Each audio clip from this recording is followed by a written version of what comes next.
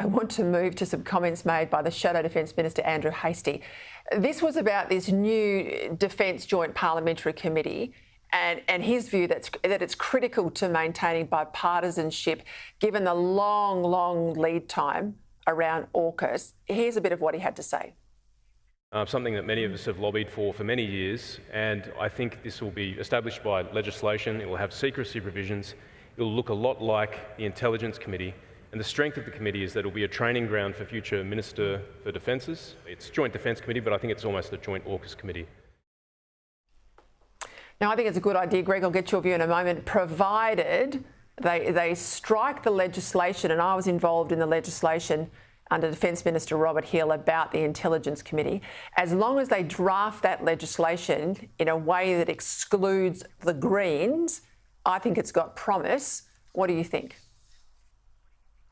Yeah, look, I think it's useful, Peter. I agree with you absolutely. It's got to be the parties of government, the Labor Party and the coalition. You can't have Greens on an Intelligence Committee. That would be better not to have the committee, or on a Defence Committee. Better not to have the committee at all if you're going to have Greens on it.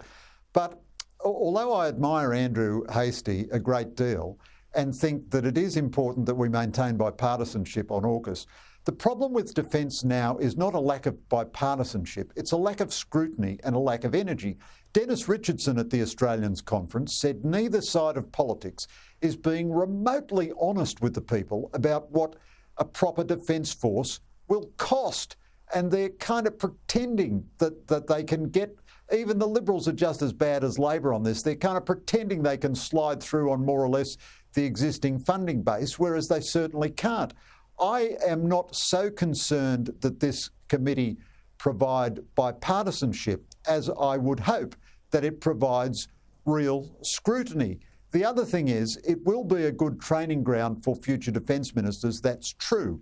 But whereas the government has a grotesque ministerial structure, a part-time defence minister who's also Deputy Prime Minister and a half-time junior minister as Defence Industry Minister, the coalition, I think, a bit weirdly, has also abolished the Defence Industry Minister and rolled that into Andrew Hastie's personal responsibility. Now, he's well up to it, he's a very capable guy, but that means they're not training another shadow minister to go into that portfolio. So if they should get into government next time, instead of having two cabinet ministers who are trained in the massive amount of information and ideas that you need to master in defence, they'll only have one. So even I think they're a little suboptimal in what they're doing. Having said all that, I think this committee is a good idea and it should go forward, but I think it's a reasonably marginal development.